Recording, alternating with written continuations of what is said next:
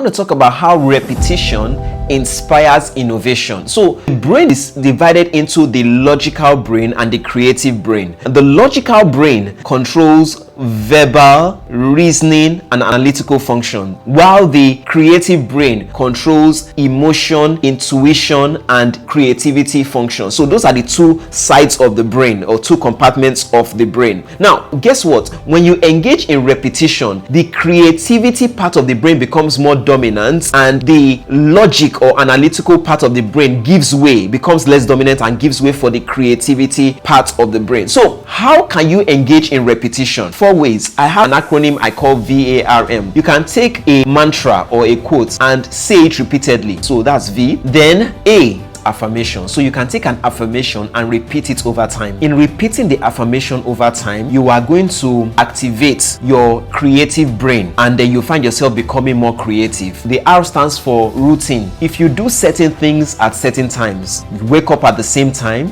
go to work at the same time, go to jog at the same time, go to eat at the same time, go to bed at the same time, your body's circadian rhythm will come in tune with that routine, and it will get you in a creative mood. The third thing you can do is through movement. When you exercise, any kind of exercise at all, whether it's swimming, walking, jogging, bench pressing, high intensity interval training, as you do so, you will find out that because you are engaging in repetitive movements, what will happen is that you will activate your creative brain. It will become more dominant, your logical brain will become less dominant, and you'll find yourself becoming creative. So that is how repetition fuels creativity. But I want to leave you with this. There were 4 iconic men who tied their creativity to movement. Mark Twain said, "I walked and thought." Goethe said, "I paced and dictated." Mozart composed in the back of a carriage, and then Goethe composed on horseback. So the common denominator between those 4 people was movement. When you move, you are activating your creative brain. So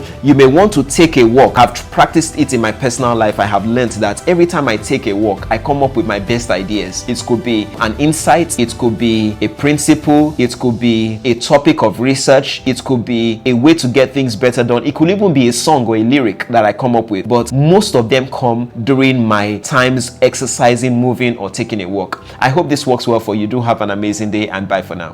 I want to facilitate a class on breaking down the concepts of the Bible, not just these 3, but many more. If you're interested, please call the numbers on the screen, send me a DM, and we'll reach out to you.